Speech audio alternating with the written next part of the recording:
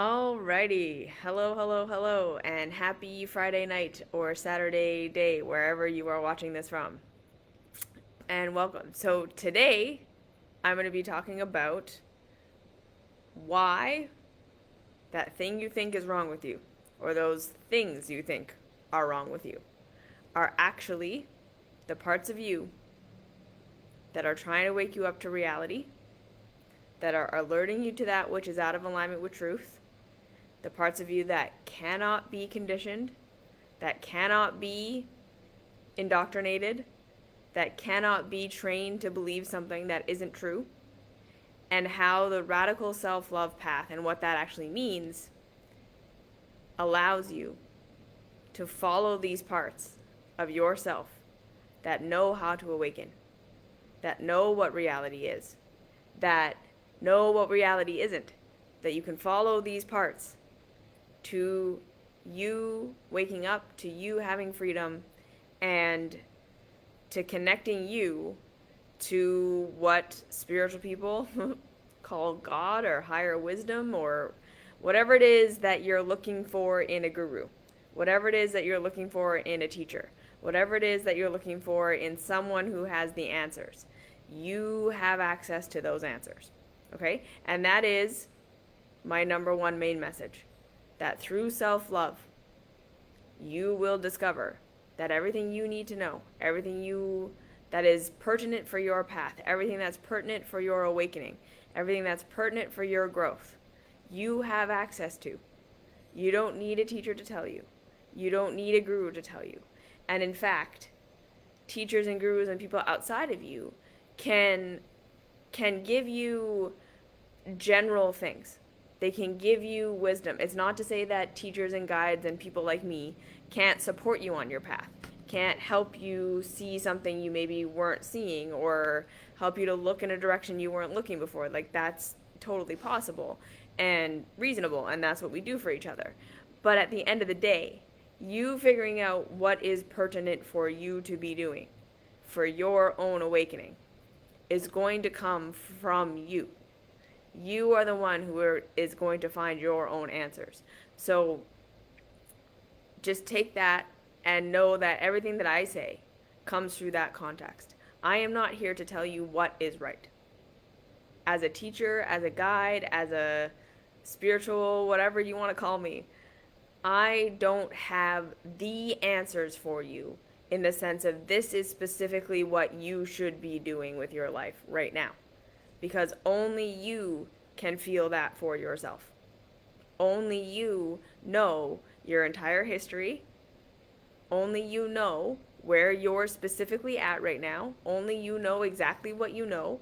And only you know what the next thing you need to learn is. And how you're going to find that.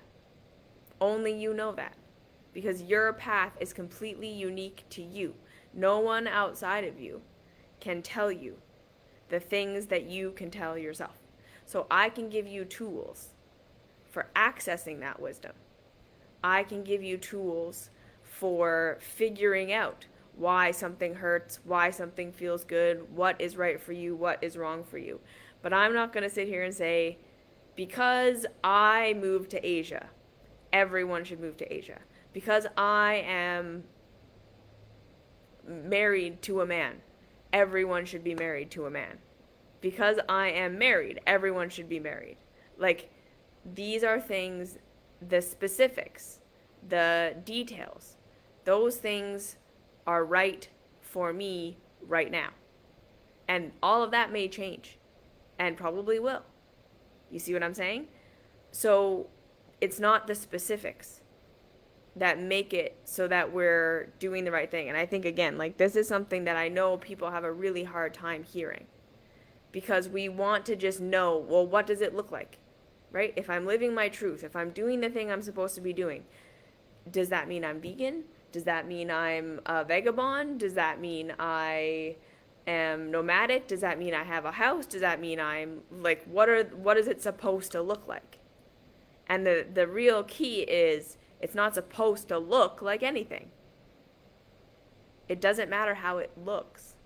It's how it feels. Each of us have our individual path. And again, what is right for us in this moment. Whatever our next step is. Could be literally, I'm going to watch a little bit less Netflix. Like, not a big deal. Where someone who doesn't watch TV at all, that's not their next step. You see what I'm saying? It's all relative. That which is in the most highest alignment for us right now is simply our next step in the context of our journey. And no one outside of you can really specifically tell you this is what you need to do. Someone outside of you, again, can give you tools to feel and work through things with you and ask you great questions and help you to clarify for yourself what your next step is. But there is no, this is what a spiritual life looks like. This is what a awakened life looks like. Because it looks different to all of us, because we're all in different places, different spaces, different things we need to be doing. So everything that I suggest, the reason I don't say specifically, you all should eat like this, or you all should live like this, or this is the kind of career you should have, or this is how much TV you should be watching or not watching, or whatever, is because I don't know that for you. I don't know where you're at. I don't know what's relative and relevant for you. I teach one thing, the one thing that's relevant to all of us, the one thing that's accessible to all of us, no matter how much money you have, no matter the color of your skin, no matter where you live, no matter what you're doing, no matter what your circumstance. The one thing I teach is you can trust yourself. The one thing I teach is it is you who has your answers. The outside world has suggestions, has opinions, have viewpoints, which of course take them in, whatever. But at the end of the day, what's happening for you in your reality right now? What's happening in your day to day? Because if all of us actually paid attention to what was happening in our reality, our communities, our households, there would be no powers that overtake us.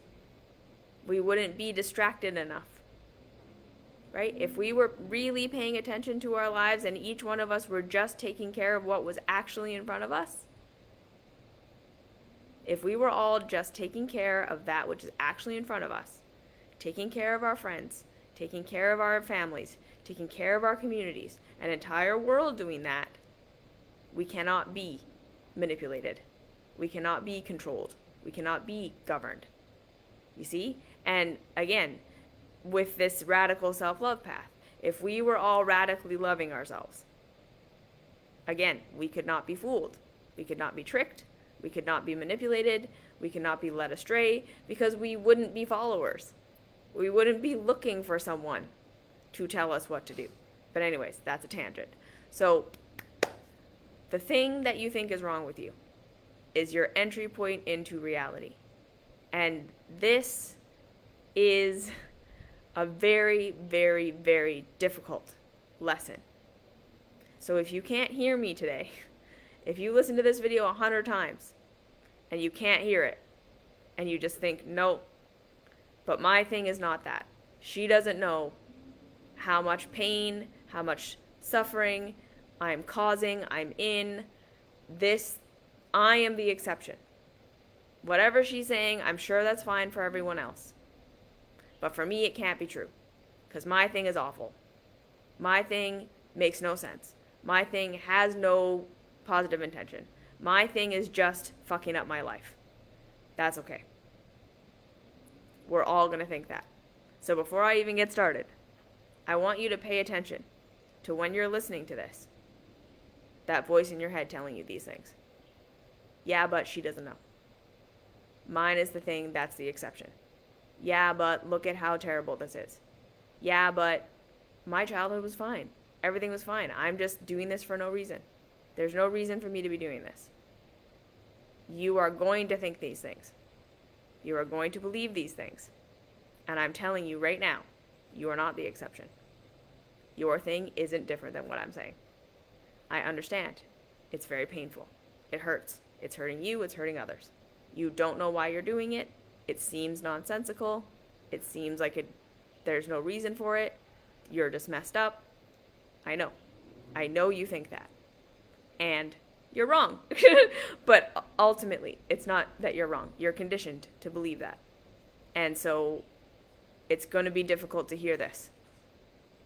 There's going to be a part of you that really wants to hear this and really wants to believe this is true and really wants to own this. And then there's going to be that part of you that says, yeah, but if I do that, I'm going to be terrible and horrible and awful for the rest of my life. If I actually accept these parts of myself, if I actually radically love this, I'm just giving myself permission to either be in pain forever, to never have the love and the things that I think that I want and that I need ever have come to me, that I'm giving up on myself, that I'm giving up on who I could become, that I'm just going to wallow in my sadness and my depression and my all these things and become a terrible person, or no one's ever going to love me and all these things. That's what your voice is going to tell you. The stronger voice most likely is going to say, no, you can't. You can't love this. You can't accept this. It's going to be too scary. And unless and until we get to the point where we're really ready to have the ego death, to actually walk through that dark night of the soul, where we really question reality instead of continuing to question ourselves. Oh.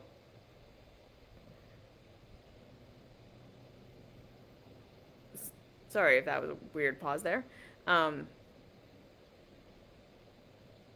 Yes, our ego makes us think that we're the exception, but it's an illusion. It's not your ego. Your conditioning tells you that. Your conditioning. The way that you have been raised to think about yourself. The way you have been raised to think. The way you have been raised to perceive reality is telling you this. The system that is built upon all of us hating ourselves so that we are good consumers is telling you that. It's not you. You don't have an ego. Your ego is your personality. And your personality is just a part of the structure, just like anything else. It's the conditioned belief systems that are out of alignment with truth that you didn't choose. That's what conditioning is. You were programmed to believe these things. Because the mind can believe anything. That's its job. Okay? And this, I will never, ever, ever back down on this. There is no bad part of you. And this spiritual, the ego makes us, no. There is no bad part of you. Your mind, the part of you that is conditioned, is not even bad. It's confused. Because again, in order to be the creators that we are, our minds have to be able to conceptualize things that don't yet exist. That is what being a creator is. If we could only imagine things that already existed, we could not create anything. We could not evolve anything into something new. So the mind has to be able to take on ideas that don't yet exist. That's what the mind does. It is not, in any way, a barometer for truth or reality. The mind cannot tell the difference between a lie and the truth because the mind is designed to take an idea that doesn't exist yet and figure out how to make it work in reality. That's what the mind is designed to do. This is the idea. Okay, I'm going to filter out these things. I'm going to pay attention to these things. And in so doing, I'm going to figure out how to create this thing that I want to create. That's what the mind does. So when we are disconnected from our feelings, because it is our feelings that alert us to the binary in alignment with reality, out of alignment with reality. And remember, on this planet, if we all just observe for a little bit, we can see we are allowed to try to create whatever we want to create. We are allowed to attempt to make anything we want to make. It does not have to be in alignment with reality. Free will. That's what that is. We are allowed to create things that are out of alignment with reality. But in so doing, we don't break reality. Okay? If we jump off a cliff and flap our arms, reality doesn't change. Reality doesn't change. No matter how much we have in our minds decided, well, this is how birds fly, this is how all other things fly, I have arms, it should perfectly work, that if I dive off this mountain and flap my arms, that I should fly. Right? That goes against the structure of reality. We're allowed to do it. You're allowed to jump off. Reality doesn't change. It doesn't matter how convinced you are. It doesn't matter how much evidence you have in your mind to support your idea. If it's out of alignment with reality, you will break yourself. This is how life works. If it's out of alignment with reality, reality doesn't change. You cannot break reality. You can only break yourself against it. You can only break yourself against it. So you're going to jump off the cliff, you're going to fall to the ground, and it is going to hurt. There is going to be pain. That pain is there to say, hey, it doesn't matter what you think. Your feelings are telling you your idea doesn't align with real reality. You cannot create human flight this way. Now, does that mean you can't create human flight? Nope. But that's what a lot of us would assume it means. Right? It means you're not going to do it this way. There's more for you to understand about flight, about aerodynamics, about all these things. And when you do that, you can invent an airplane. And when the airplane takes off, is there pain? No. Because it was in alignment with the structure. The mind had to be able to conceive of human flight, a thing that didn't exist, and then work with reality, work with pain and pleasure to eventually create something that was new and different, but also in alignment with the structure, an airplane. That's reality. That's how we use our whole capacity to be conscious creators. So it's not just whatever the mind can conceive, it can achieve. That is not true. That is absolutely not true. Your mind can conceive of a whole bunch of mess of things that will never happen because it doesn't align with how reality works. Period. Your mind can conceive of a whole bunch of things and exactly how you think it's going to happen. And if that's not in alignment with true reality, you will continue to go down that path, continue to try to create what you want to create. And it's going to hurt over and over and over and over again. Because that is reality saying, it's not going to happen this way. Or, that's not a thing that can happen. And if we listen to our pain and pleasure, we will start to be able to discern this. So, holistically, Alex says, lots of people, even some spiritual teachers, talk about the ego more than conditioning, but doesn't conditioning make up our personality, and our personality is our ego, so it's all connected? Not necessarily, no. Right? Your conditioning can absolutely be altering your personality, but your true, authentic self is there. Right? Babies are not born blank slates. We see little babies even before they're conditioned. Right? Have personalities. They have things they like and they don't like before they're ever told, this is how you should be. Little babies have preferences. Personality. And yes, it does get messy. It does get confusing. It does get murky with what is my real personality and what is just my conditioning. And of course, there's this nature versus nurture, and it's both. It's both. But at the same time, I would say Your nature is fundamental to you. And then how much you were traumatized is going through your nurture. How much you were told you were not allowed to be this way, even though that's authentic to you, and so you didn't let that part of yourself grow, so now it's in the shadow. It's a true part of you.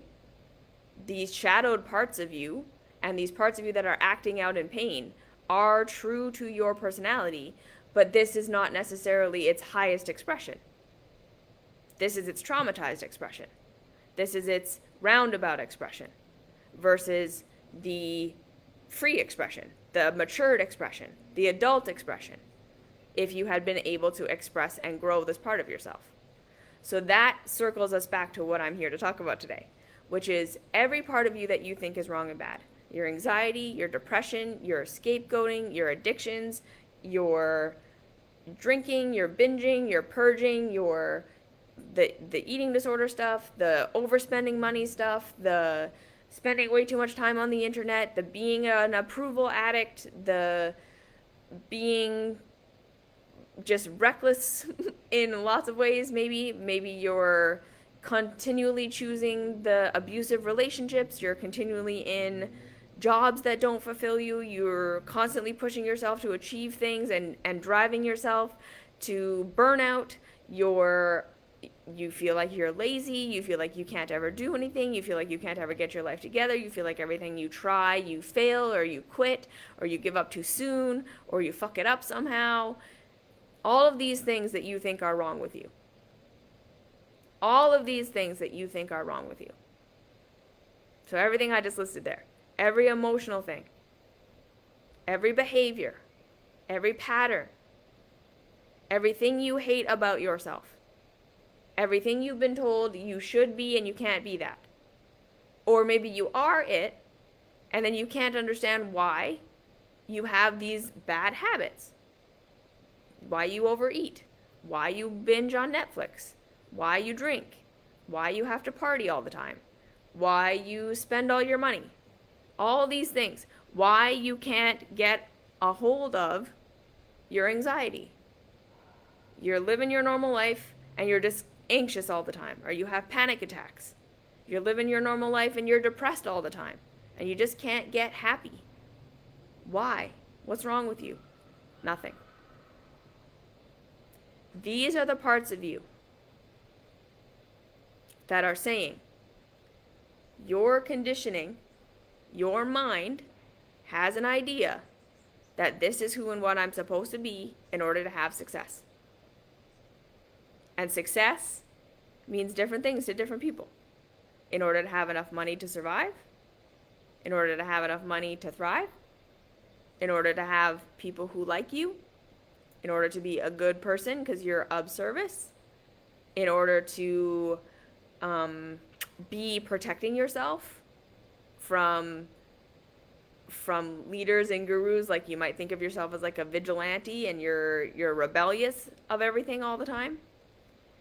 These are the parts of your mind that got traumatized, right? So there's both of these things.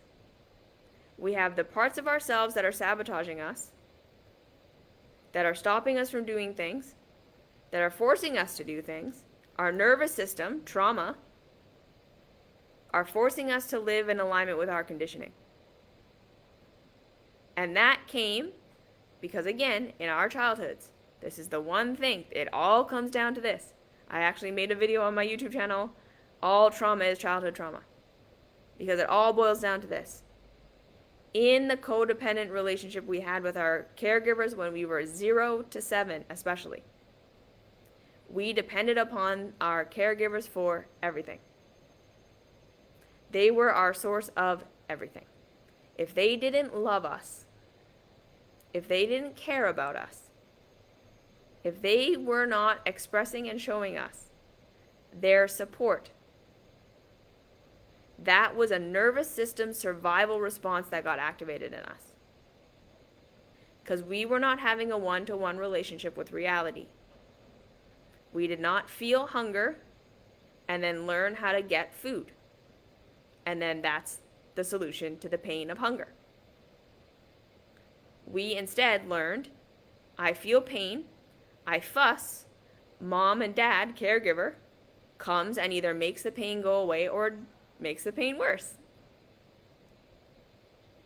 So we learned the way we get our needs met is through acting right so that someone outside of us will meet our needs. Do you see that? Difference. We didn't learn, this is my need, here's how I get my need met. I am hungry, this pain means hunger, I can go get food, I eat food, I feel better. One-to-one relationship with reality. We learned, I have pain, I don't know what pain means, I don't know why this is happening, I don't know what it is. I exhibit some behavior, caregiver, some person outside of me, either understands or doesn't understand, meets my need and makes my pain go away, or doesn't and makes the pain worse. We don't have a relationship with reality now. So in our childhoods, we were being conditioned that this is the way you have to behave in order for caregivers to meet your needs. And that to us got wired in as survival. Yes? Survival is someone outside of me understands me, approves of me, meets my needs. So why are we all so desperate for approval? Why are we all so mixed up as to what's really true for us and what's not? Why are we all saying we don't want to live in the system but then have no capacity to get out of it or even understand what the system is? Because right now we're wired in our nervous systems that to be rejected is to not get our needs met and it is to die. Why are we all in codependent relationships where none of us seem to actually know what we want or what we need? We expect the world to understand us. We expect the world to meet our needs. Or we expect ourselves to meet everyone's needs around us, and thinking that if we just do that enough, if we're just approved of enough, we will be safe, we will be loved, we will have what we want. And then we reject all these parts of ourselves that are being rejected by others, thinking that eventually if I become who everyone wants me to be, I will be happy, I will be safe. And our nervous systems, anytime we want to do anything that got us rejected, anytime we want to express anything that was shamed, guilted, gaslit in our households, our nervous system shuts us down. So we cope, we numb, we stimulate, we run. We do whatever we need to do to not express that thing. Or we go and we start to actually express our true selves and we feel like we're going to die. We feel like the world is ending. It doesn't feel good to be our authentic self. There's too much trauma around it. Yeah? Okay. So, your true authentic self, your true personality is real. It is relative to you. It is who and what you are, right? There's a lot of spirituality that teaches that we're supposed to become like blank slates. And no one has successfully done that. Even the people who claim to have no ego, when they go to a restaurant, they're wearing clothes. Yeah, they had to make a choice based on a preference of what to wear. Even if they're monks, even if they're whatever, they chose to become a monk and identify in that way. When they go to a restaurant, they choose an item on the menu based on preference. We all have. There's no way of getting rid of preference. There's no way of getting rid of personality. You are never going to become no one. You're still going to have to communicate with people. You're still going to have to talk to people. You're still going to have to interact with reality, even if you're all by yourself. How you fill your days.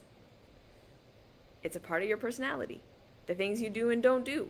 The things you like and don't like. The things you prefer and don't prefer. Right? Because not everything in reality is this is the one right choice. Right? There's a plethora of things that you can eat to meet your need for vitamin C. There isn't one right way. So the overarching thing is if humans don't eat vitamin C, we get scurvy. So we need to eat something with vitamin C. But it's not wrong to choose a lemon when someone else chooses a grapefruit. It's not wrong to choose a bell pepper when someone else chooses orange juice. It's just preference. So there's that. And that's personality. There are always going to be things that you prefer that are unique to you. And again, there are always going to be things that are relevant for your path, that are alignment for you, that have nothing to do with what alignment for anyone else is. And I consider that part of the personality of like the path that is unfolding. That which you are here to walk is a part of your personality. The things that you're going to prefer and be attracted to and be not attracted to, and the things you're going to do and not do, those are a part of your personality. Those are a part of the things that aren't ever going to change based on your conditioning. Because I can talk from personal experience that I have been shamed for some things about me that I worked so hard to try to get rid of. Preferences that I have tried in every single way to deny, to reject, to get met in some other way, to do it. And it was just never gonna change. There are just some things about me that this time, the thread that I am in the tapestry of reality is this, right? Like if we look at a tapestry and we look at an individual thread and it's colored yellow, it's never going to be not yellow.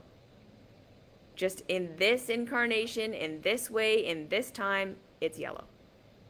So there's the ultimate alignment, ultimate reality, the things that serve and work for all of us, and therefore the things that do not serve and do not work for any of us. There's that alignment. That's the ultimate reality. So for instance, the law of unity. Nobody on the planet is going to have success, true long-term success, where they are not breaking themselves against reality in some way from destroying someone else. No one is going to get away from that. There is no such thing as anyone following their alignment path. And I'm going to clarify just something in a second, but there's no such thing as someone getting pure pleasure with no negative backlash, no negative consequence from destroying someone else. Because that's a universal principle that, again, you can attempt to break that law. You can go out and try to get something for yourself via taking it from someone else. Absolutely. You're allowed to do that. But you are not going to have pure success in doing that. You are not going to have pure pleasure in doing that because you broke a law. So you didn't break the law. You broke yourself against it. There is going to be pain that you are going to experience from doing that. And that's part of what we're seeing in the world right now. That it doesn't matter how much we believe something is the way that it is. If it isn't in alignment with reality, it will cause us pain. Period. End of story. So there is absolutely aligned misalignment. Okay? Meaning, this earth and our earth experience holds that we are always going to be on some level breaking ourselves against reality. Because that's how we learn new things. It's like doing an autopsy. When we do something and it causes us pain, that is not wrong in and of itself. Okay? The goal is not perfect alignment so I'm never in pain again. That will never happen because that is actually antithetical to life itself. Life itself requires that we are constantly creating, going after, doing that which we have never done before, that which we have never seen before. The one characteristic of life is that it's constantly evolving. So in order to evolve, we have to be learning something new. We have to be taking in new information. That's where the mind is happening. That's where the feelings are happening. We're constantly navigating. This feels good, this feels bad, this feels good, this feels bad. Why? What's the structure? What am I learning about the structure? What am I trying to create? Is it working? Is it not working? That's normal. So to go out and try to get something for yourself via hurting someone else is not inherently wrong. It's against the structure. And if you learn from it, then that was ultimately something that added to your life. It was something that helped you evolve. When you learn from it and you change, right? So whatever it is that you wanted, you went about trying to get it through hurting someone else. You figured out that that hurt. So you said, okay, what do I want? And how can I get it in a way that doesn't hurt somebody else? So now you learned something about yourself, you learned something about reality, and you learned about how to create something that you wanted without breaking a law. You learned how to create within the structure. Is it possible to be free of all things, at least on a mental level, while being on earth? Free of all things. I don't know what you mean by that. Because we are free. In some level. If you mean like free of all conditioning, I would say, yeah. If you can get to a point where you fully trust your feelings and you know how to learn and you're no longer looking to humans for what is the right and wrong answer, but you know how to learn for yourself from yourself.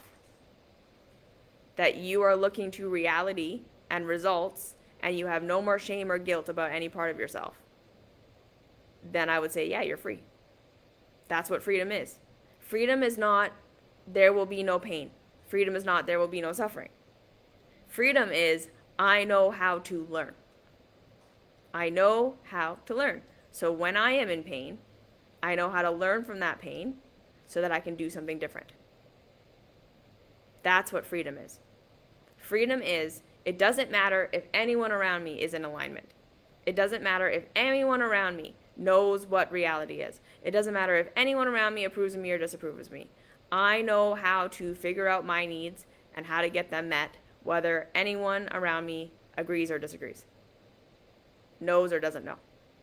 If I am in pain, I will listen to that pain. I will learn from that pain. If I am in pleasure, I will listen to that pleasure and I will learn from that pleasure.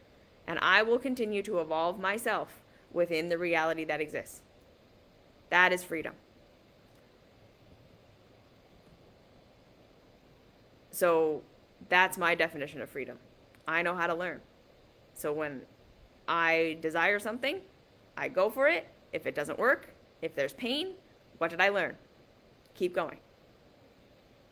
So this is where most of us are trapped.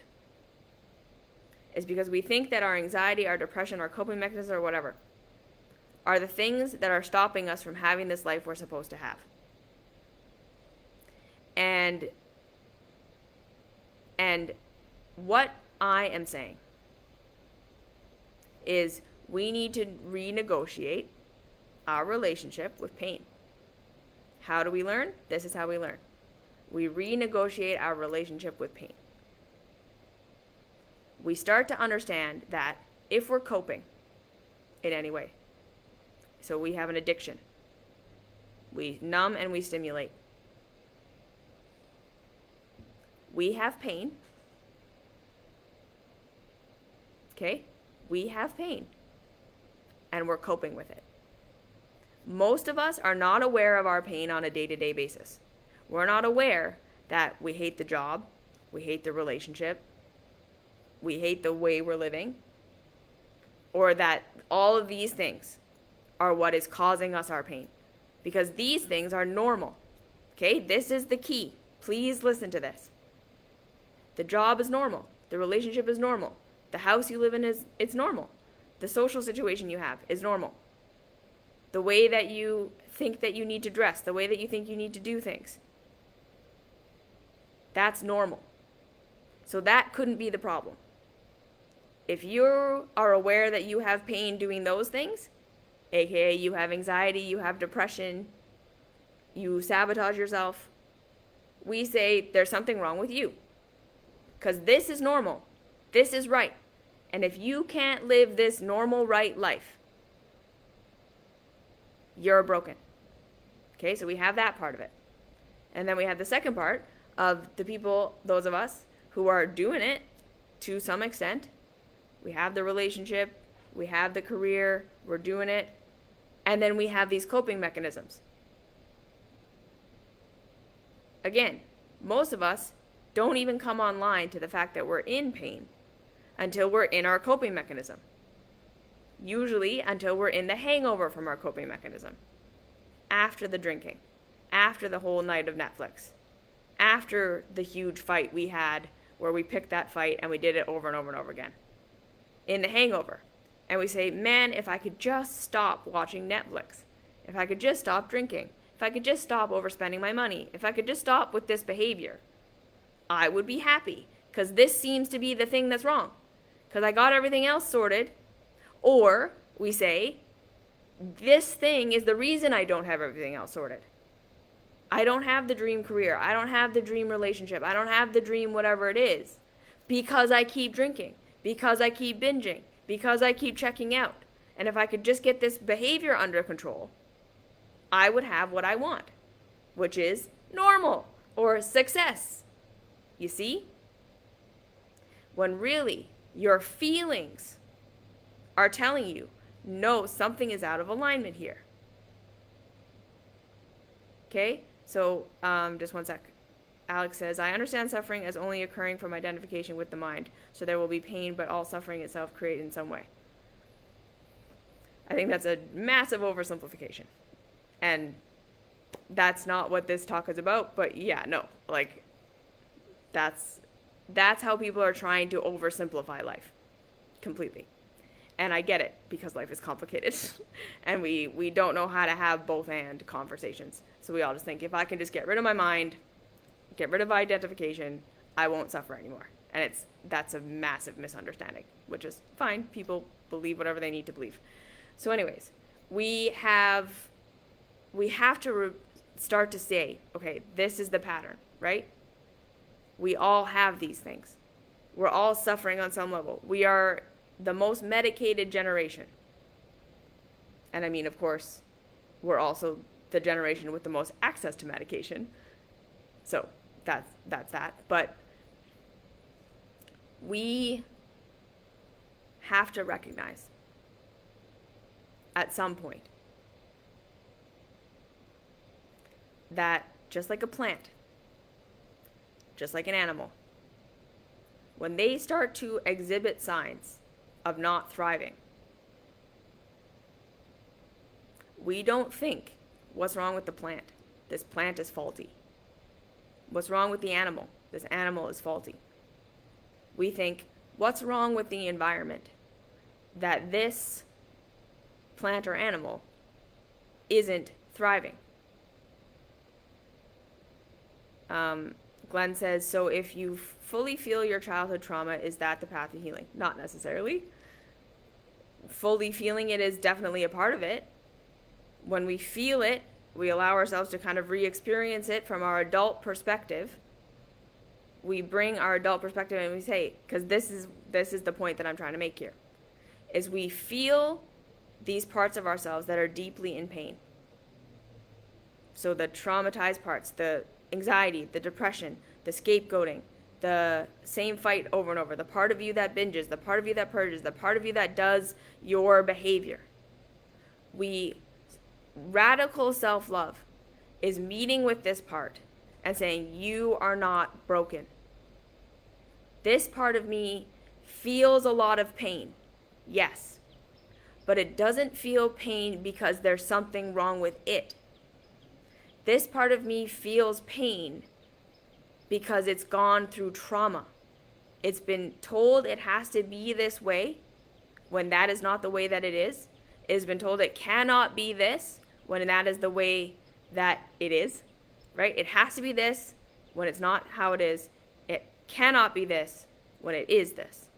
Your fundamental blueprint, you were told you can't do that. You can't have that. You can't be that. You have to do this. You have to do that. You have to participate in this monetary system. You have to hustle. You have to whatever.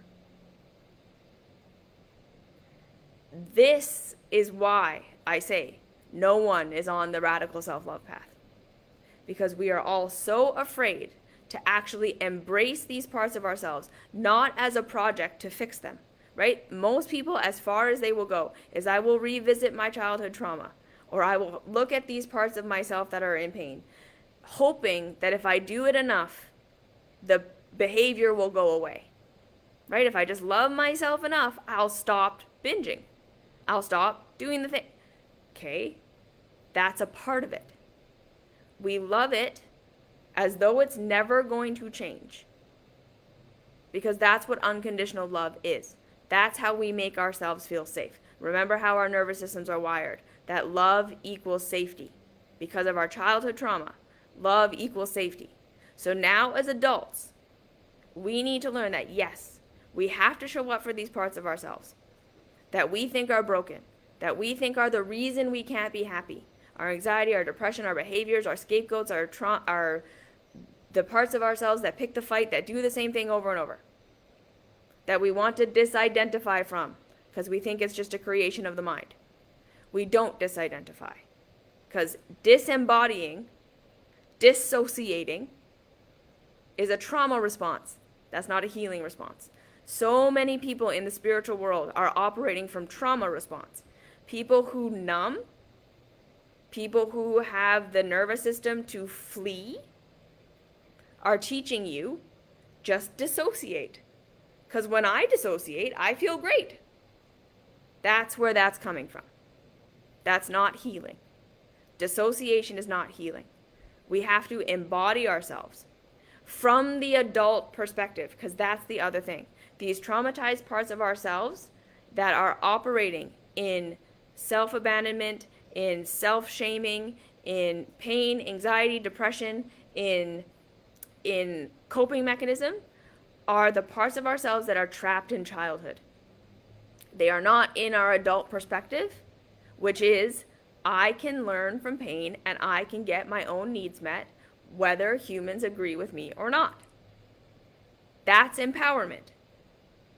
I don't have all the answers. I don't know what everything is. I'm always going to have something I don't know that's coming at me. I'm always going to want to create something I don't know how to create. I'm always going to be breaking myself against reality in some way. That's adult perspective. It's okay because I know how to learn. Pain and pleasure no longer mean I'm good or I'm bad. I'm right or I'm wrong. Guilt, good. It's just a binary mechanism of out of alignment, in alignment. And there's always a lot to learn because our minds are complex. So just because something hurts doesn't necessarily mean it's wrong or bad, right? Because to sit here and say, I hate myself because I'm an alcoholic, and that feels bad, and that feels true to us, that if I could just stop drinking, I could like myself. And it feels like it's true that the thing that's causing me pain is that I'm an alcoholic. But if we really look deeper and we accept this part of ourselves unconditionally that's an alcoholic, we're going to see, okay, well, I'm making this mean all these things about me, that I'm horrible and I'm lazy and I'm sloppy and I'm addicted and I'm less than everyone else. And these are probably things you already believed about yourself. And they are actually what are driving you to drink. They are not being caused by the drinking. That even if you got rid of that drinking, you would still feel that way about yourself. And that's where the real true root misalignment is. And then that is causing you to act in ways that are out of alignment with reality. So our belief systems change, yes, but that does not solve the problem. So feeling is not curative. Understanding is not curative. Those are the foundations. And then they show us what we need to change in our way of being. When we really have a revelation about what real reality is, it calls us to change our actions, how we treat ourselves, how we talk about ourselves, how we talk to ourselves, who we have a relationship with, what we are going to do and not do. When you've truly had a revelation, it's going to change your actual external life. because how you think is causing you to do certain things over and over and over again that are out of alignment with reality. You see? So when we authentically love these parts of ourselves, we love them as though they're never going to change. Because that's what makes us feel safe. Unconditional love makes us feel safe. And it is only when our nervous systems are in a state of safety that we can learn and then we can change. Because even if we accept a part of ourselves and we realize, okay, I'm binging because I hate my job and I don't want to live this life and I wish I could do something else, but I was told that this is who I have to be. But we're still hating ourselves that we do that, we will never feel safe enough to actually change our career, to do what we really need to do. Because when we change our career, there's a good chance we will get rejected. The whole reason we weren't doing it in the first place. Because we got rejected. We got shamed. We got ridiculed. We got told that's not good. It's imprinted into our nervous systems now. So if we don't feel safe, we can't change. And if we don't change, we will need the coping mechanism forever. So as long as you're still coping, as long as you're still anxious, as long as you're still depressed, you're still living in ways that oppose your structure. So how does loving the trauma part of myself look like? It means, like I just said, showing up for this part of yourself, the anxiety, the depression, the behavior, and looking for all the ways in which you shame yourself for it, first and foremost. This is what's wrong with me. This is what's bad about me. This thing is ruining my life. I am lazy. This means all this shitty things about me. We come into our adult perspective. And as though we are an adult talking to a little child. So if you need to imagine a little child part of you, because that's where this is all rooted in. None of your stuff came about in your adulthood. It's all rooted in who you were as a child that got rejected, shamed, abandoned, and abused. You need to show up as your adult self, as though you're talking to a little innocent child. So stop seeing your anxiety, your depression, your behavior as this big adult monster that's overtaking and ruining your life, or who you are. And we start to see it as this little child part who literally doesn't know what else to do. Scared, traumatized, doesn't know why they got yelled at, doesn't know why they got abandoned, doesn't know what their need is, doesn't know what they're supposed to do. They're a child, they're hurting, they're suffering. And we wrap this part of ourselves in our arms and we see it as the innocence that it is. That's what loving your traumatized parts looks like. Your anxiety is an innocent child. Your depression is an innocent child. Your coping is an innocent little child that needs safety. I accept you just as you are. You're doing the best you know how. Thank you for trying to protect me. Right? So our coping mechanisms and all these things, they're trying to keep us, our heads above water. They're trying to keep us doing what we have been conditioned we need to do so that we don't die. They're just trying to keep you safe. That's why you drink.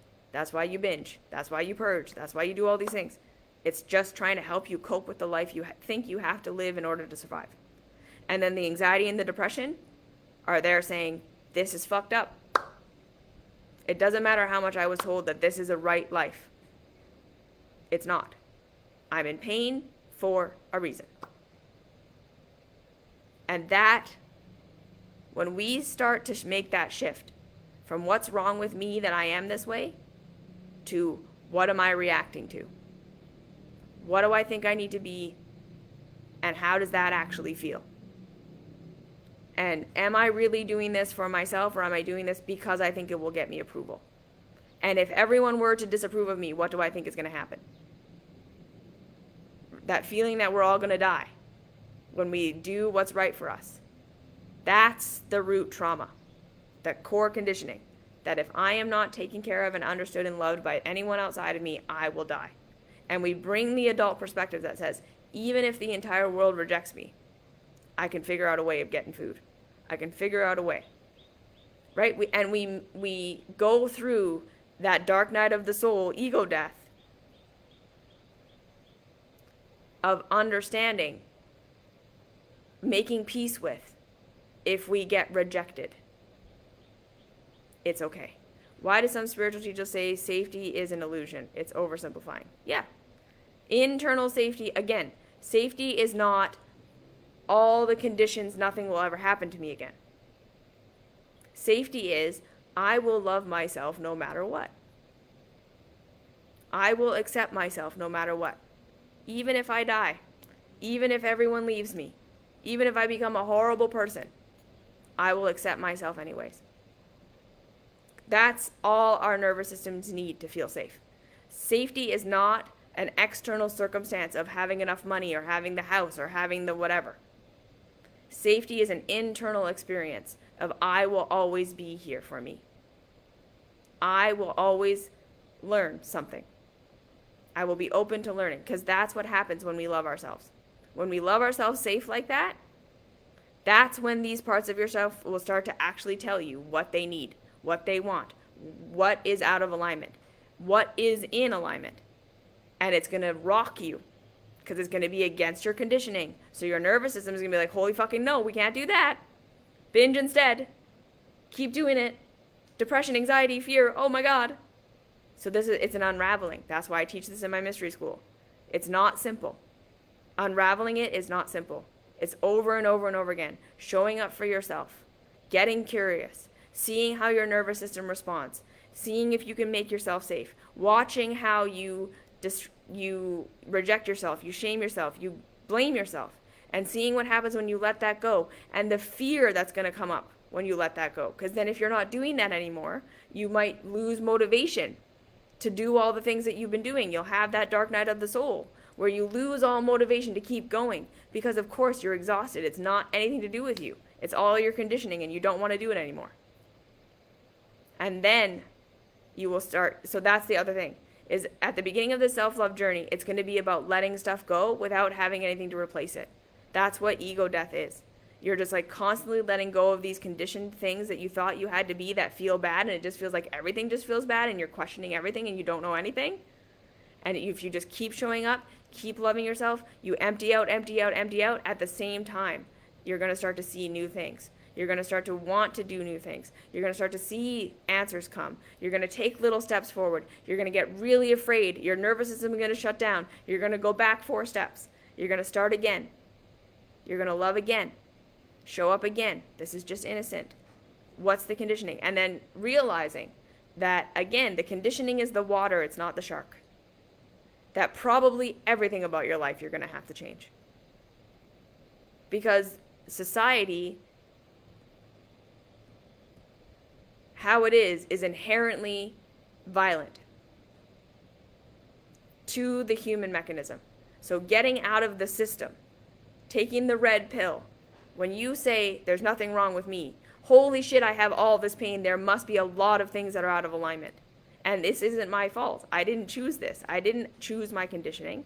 I didn't choose my traumas. I didn't choose to be taught that this is how life is when it's not how it is.